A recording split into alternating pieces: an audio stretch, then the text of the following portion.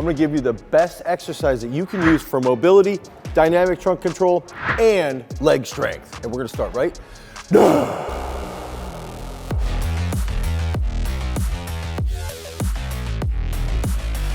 So when we're looking at strength, dynamic trunk control, leg strength, right? Posture, we have to think through that lens. What are we trying to focus on? We're probably gonna be anterior loaded. Okay, so we're probably gonna have to have a lot of weight in the front part of our body. Okay, so I'm giving you a couple hints here. And then on top of that, I think we should be working through a full range of motion. If we're going through a full range of motion, that's gonna help lengthen our muscles, and lengthening is strengthening. And it's interesting that now a lot of this research is showing us that in relation to sarcomeres, lengthening your muscles definitely leads to greater hypertrophy in those muscles, okay? So if we get through full ranges of motion, you will indeed gain strength, and that also can help you transfer that over to a sport. So first, what we need to do is we need to get a progression to get to this absolute awesome exercise. And the first thing that I would have you do is come in, okay? And we're gonna do a driver's squat. So we're gonna warm up here. We're gonna have a stance that's slightly wider than shoulder width apart. And we're gonna put this out, and we need to squat through that full range of motion. Now, a lot of kids are very, very stiff. This is where the driver squat comes into play, is that it's very easy to get through a full range of motion, even if you have really stiff ankles, by doing the driver squat. So start doing driver squat, full range, butt to the bottom, 3 sets of 17.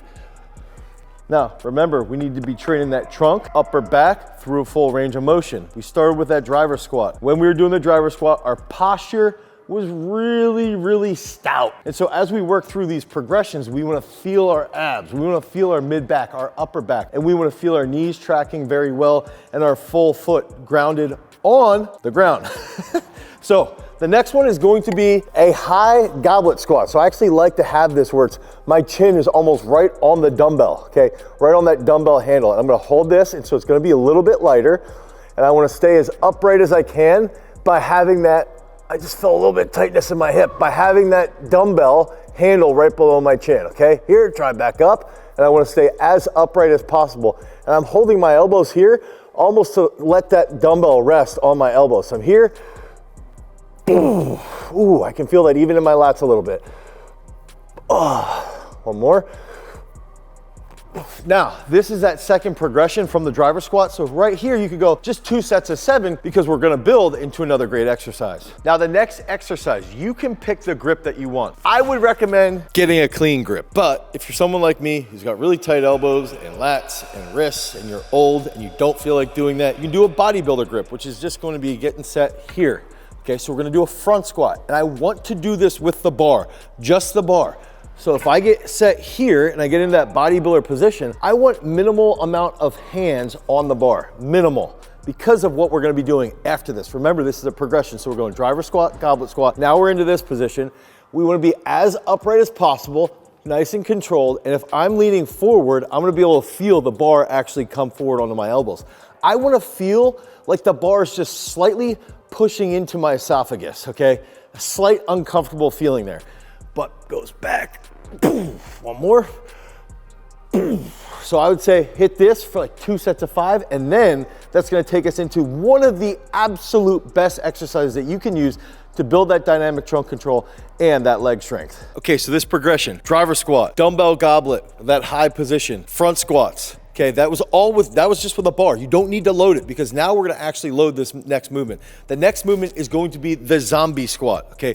So the zombie squat is an exercise that is absolutely fantastic at teaching proper mechanics. I actually think most kids and most people who just get into lifting should do zombie squats before they do anything else leg strength related, okay? You can do it with just a bar. You can just do that in a position. What it does is it forces you to be a little bit more aware of what your hips and what your ankles are doing. And if we can think about that, our knees are essentially the slave to our hips or to our ankles. So whatever we're doing from the foot and whatever we're doing from the hip, our knees will respond. So I like to think that way with cues, and then even when we're setting up, being very, very upright. If we're more upright, we're gonna think about pushing through our belly button, pushing through our lower back, okay? And if we lean at all, we're gonna lose that bar forward. So this is gonna help train that upright trunk, that posture, dynamic trunk control. And at the same time, we're gonna have a better range of motion. So we were going to work through a full range of motion. I've never seen someone do a zombie squat to 90 degrees and stop without leaning forward and losing the bar. So zombie squat's one of the best tricks that you can use to teach people to squat full range of motion. So I'm gonna demonstrate here, okay? It's a little bit just like where we set to get that bodybuilder grip or the clean grip, okay?